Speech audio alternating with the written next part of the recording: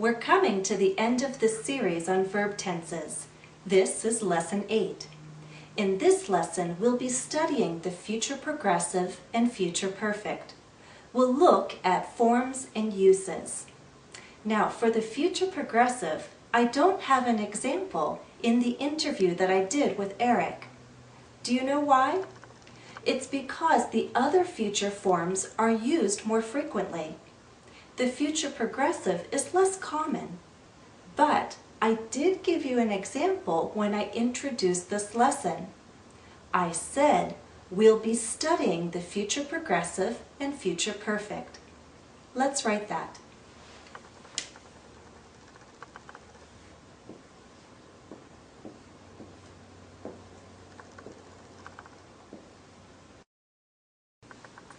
Do you see the full verb form here? We have a contracted form of will plus be plus a verb with the ing ending, a present participle. This tells us that we have a progressive form, so we know we are expressing an action in progress. It's not complete. Because this is the future progressive, we are stating an action that will be in progress at a certain point in time, in the future. That could be the immediate future or the distant future. In this example, we're talking about the immediate future, this lesson. In this lesson, we'll be studying the future progressive and future perfect. Now, I've already explained that the future progressive is less common. It's not used as frequently as will and be going to. That's one reason why I don't have an example of the future progressive in my interview with Eric. But another reason has to do with the nature of my relationship with Eric. He's a friend. And when we ask questions using the future progressive, it's more polite, a bit more formal. We can make announcements and statements about future events with the future progressive. Let me give you a couple examples. First, let's say that there is a reporter doing an interview and the reporter wants to ask Eric a question.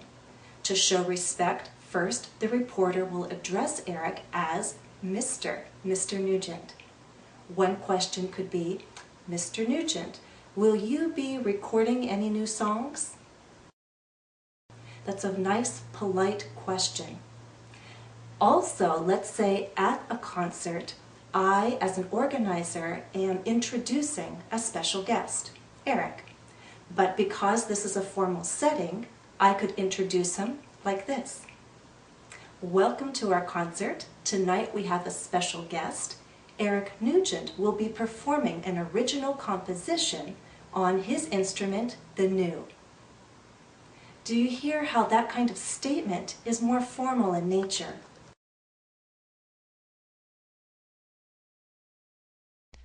Remember, we use the future progressive for actions in progress at a future point in time.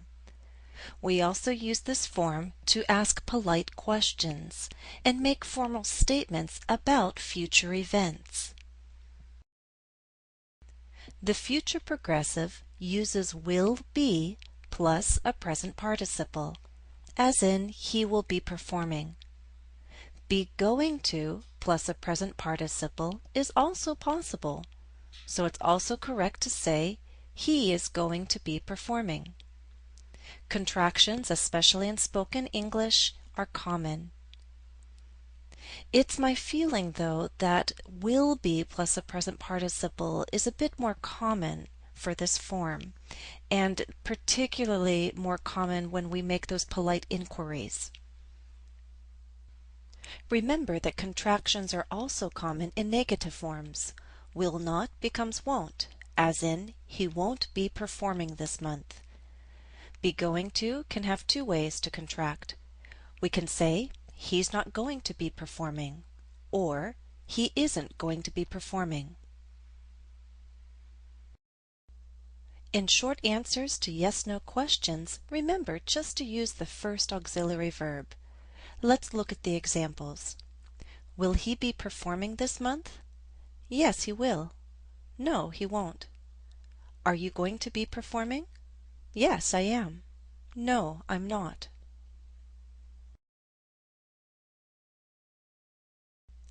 Let's do a quick check. Read the two sentences. Now, which one of the two sentences could fit into this larger statement?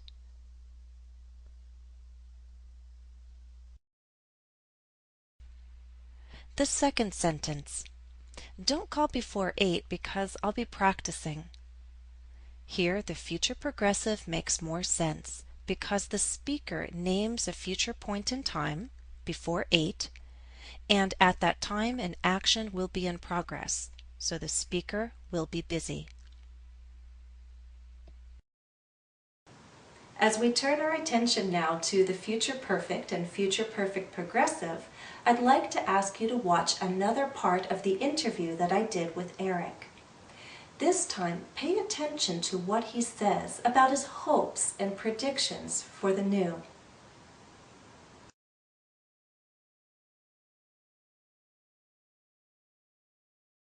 Eric, one of my questions is about, I don't know if it's more about hopes or predictions, but do you think in 10 to 15 years, professional musicians will have embraced the new? I hope they will, but it took a long time for classical music to embrace the saxophone. So I wouldn't be surprised if I die before it starts really getting accepted in the orchestra. But who knows, maybe your great-grandchildren Right. will say, we invented the new. Right. Okay, well, good luck to you. Thank you.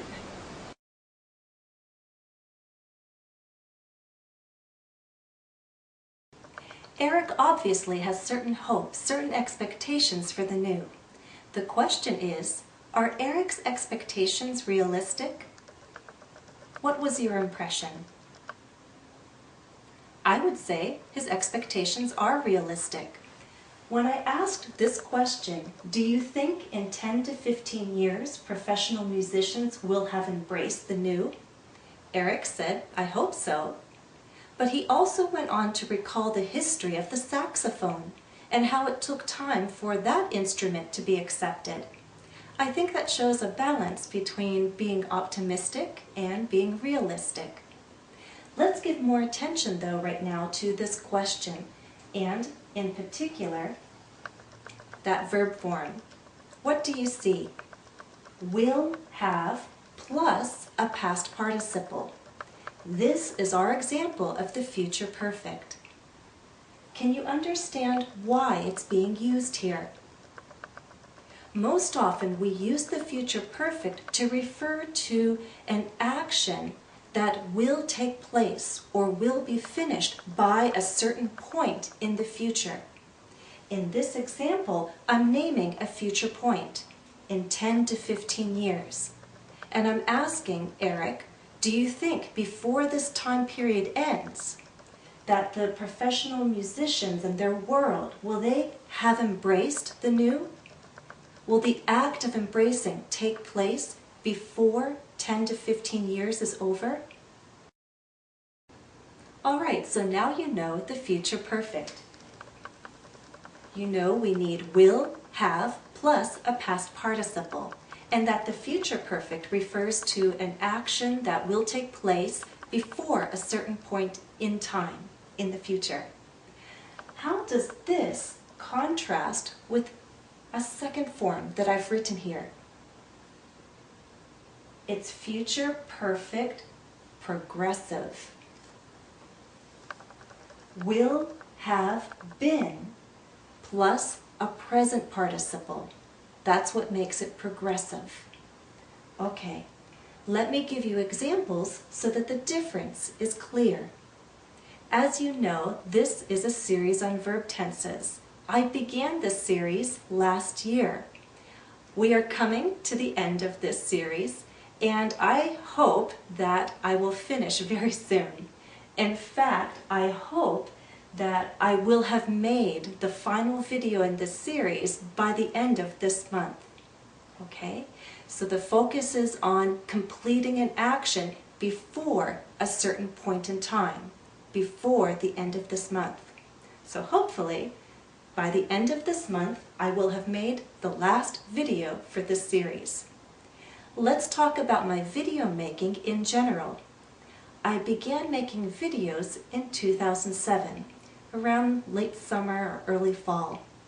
Right now, as I stand here, it's winter time. So I'm thinking now of the summer and the fall of this year. Well, by that time, I will have been making videos for language learners for 6 years, right? If I started in 2007, the year now is 2013. By this summer, I will have been making videos for 6 years. We're using the future perfect progressive to express duration. We're looking at how long an action will be taking place. I name a point in time in the future, and I'm looking at an action that's in progress, and I'm calculating the duration. How long will I have been making videos from one point in time to this future point in time?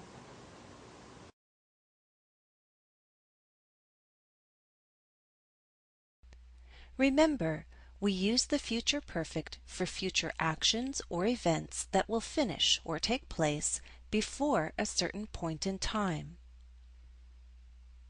We use the future perfect progressive for expressing how long an event or action will be in progress up to a certain point in time. When choosing between the future perfect and future perfect progressive, remember this. The future perfect progressive expresses the duration of an action that will be in progress up to a future point in time, but we do not normally use non-action verbs in progressive forms. Look at the two examples. He'll have been working on it for 1 year. Work is an action verb. We'll have known each other for 7 years. Know is a non-action verb. In the second sentence, we cannot use a progressive form. We must use the future perfect. And please understand that although we're measuring a duration from one point to a future point, it doesn't mean that the action ends at that future point. The action can continue beyond that future point in time. So, for example, he may continue working and we'll continue knowing each other.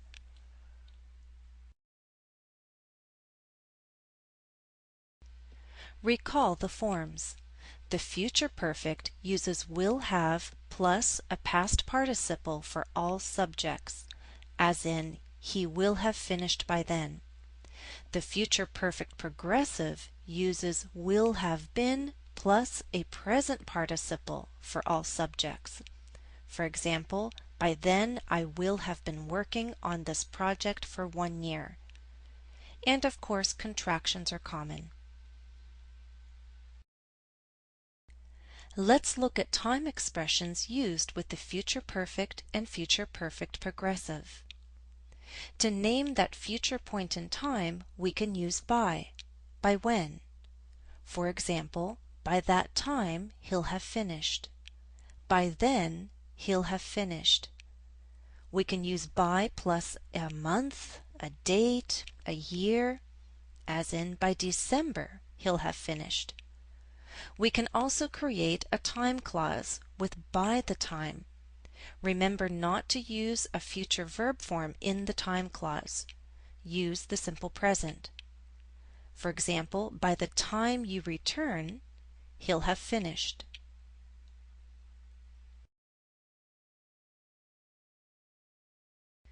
To talk about future duration and answer the question how long, we can use for plus an amount of time.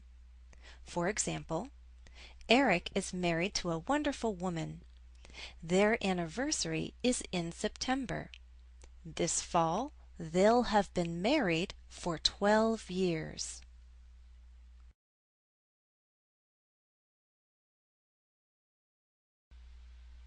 Let's do a quick check. Read the two sentences. Now, which of the two sentences could fit into this larger statement?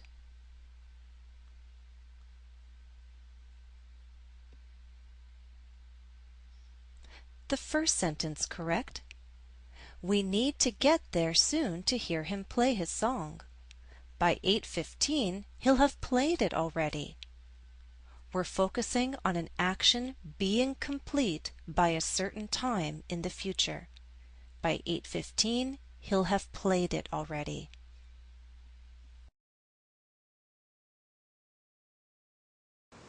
Let's try an exercise to practice all that we've learned. Practice. Choose the best form of the verb to complete the sentence. 1. Read the statement to yourself, and then I'll tell you the answer.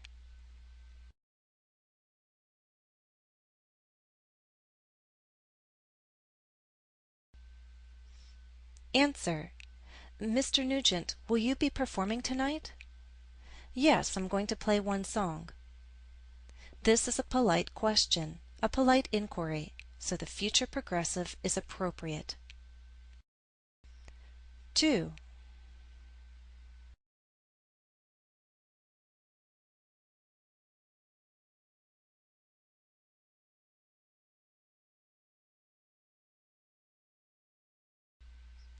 Answer. Mr. Nugent, may I interview you right after the concert, around 9? I'm sorry, I'm going to be meeting with some of the other musicians. How about later? Here, Eric is thinking about that future point in time, around 9, and he's explaining that at that time, another action will be in progress. He's going to be meeting with some of the other musicians.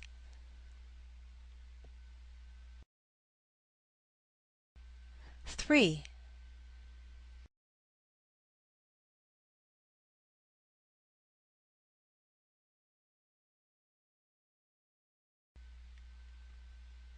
Answer. Mr. Nugent, I heard you started on a second version of the new. How long have you been working on it? Here, the present perfect progressive is the best choice. The person is assuming work has begun and wants to know the duration from that point till now.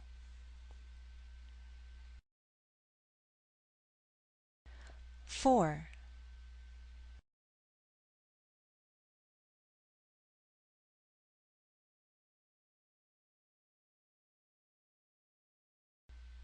Answer.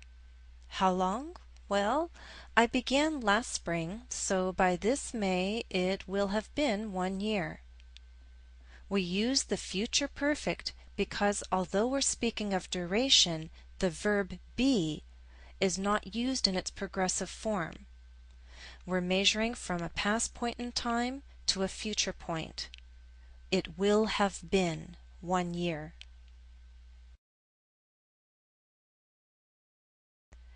5.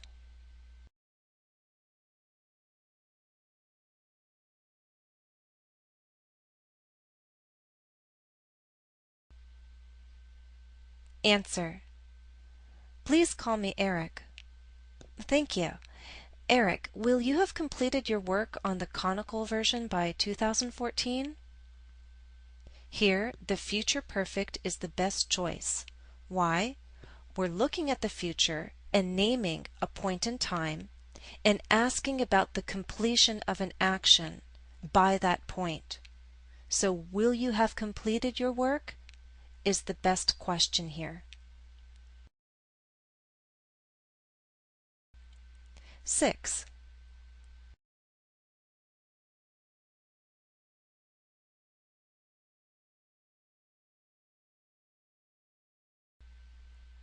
Answer.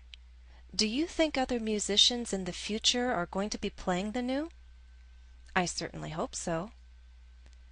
Here, the future progressive with be going to is the best answer choice. We're not focusing on duration or the completion of an action by a future point in time. We're simply looking to the future and thinking about what will be happening, what could be happening in the future.